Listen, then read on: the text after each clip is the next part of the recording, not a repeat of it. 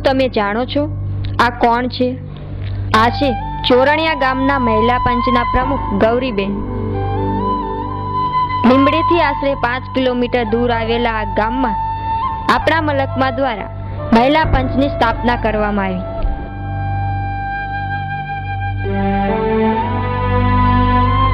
તો ચાલો મહિલા પંચ દ્વારા જે વિકાસના કામ થાય છે તે અંગે આપણે ચોરણિયા ગામના મહિલા પંચના પ્રમુખ ગૌરીબેન પાસેથી જ જાણીએ.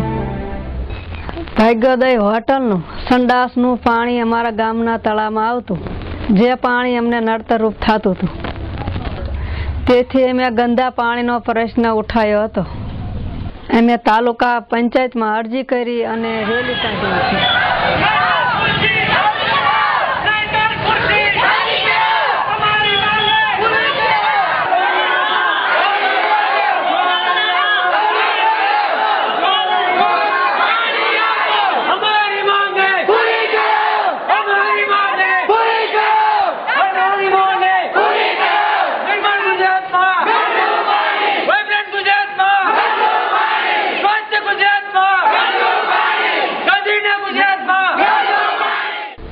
ત્યાંનો અમે કેસ કરી અને કેસ પણ અમે જીતી ગયા હતા.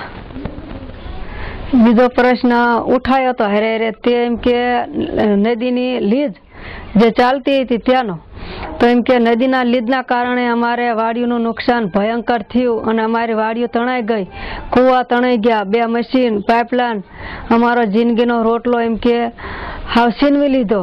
તો નદીની લીજ અમે બંધ કરાવી.